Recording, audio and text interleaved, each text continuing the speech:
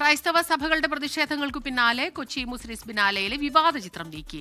Tom വട്ടക്കുഴിയുടെ painting ആണ് പിൻവലിച്ചത്. ക്രിസ്തുവിന്റെ അന്ത്യ അത്താഴത്തെ വികലമാക്കിയെന്നായിരുന്നു ആരോപണം. ഒന്നും പറയാനില്ലെന്നും നിർഭാഗ്യകരമെന്നും ടോം വട്ടക്കുഴി പ്രതികരിച്ചു.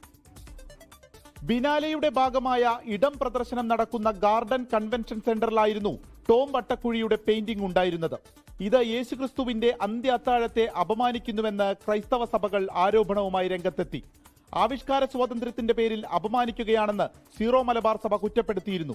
KCBC മുഖ്യമന്ത്രിക്കും സാംസ്കാരിക മന്ത്രിക്കും പരാതിയും നൽകി. കോൺഗ്രസ് പ്രതിഷേധം നടത്തി. പെയിന്റിംഗ് പ്രദർശിപ്പിച്ച വേദി അധികൃതരുടെ നിർദ്ദേശത്തെ തുടർന്ന് അടച്ചിരുന്നു. ഈ പെയിന്റിംഗ് ആണ് പിൻവലിച്ചിരിക്കുന്നത്. പൊതുജന വികാരം മാനിച്ച് പ്രസ്തുത ചിത്രം പിൻവലിക്കാൻ ക്യൂറേറ്ററും കലാകാരനും തീരുമാനിച്ചതായി കൊച്ചി ബിനാലെ ഫൗണ്ടേഷൻ അറിയിച്ചു. എന്നാൽ ഒന്നും പ്രതികരിക്കാനില്ലെന്നും പല വ്യാഖ്യാനങ്ങളിലൂടെ കടന്നുപോകുന്നതാണ് ഒരു പെയിന്റിംഗ് എന്നും ചിത്രകാരൻ ടോം വട്ടക്കുഴി പ്രതികരിച്ചു. 24 കൊച്ചി.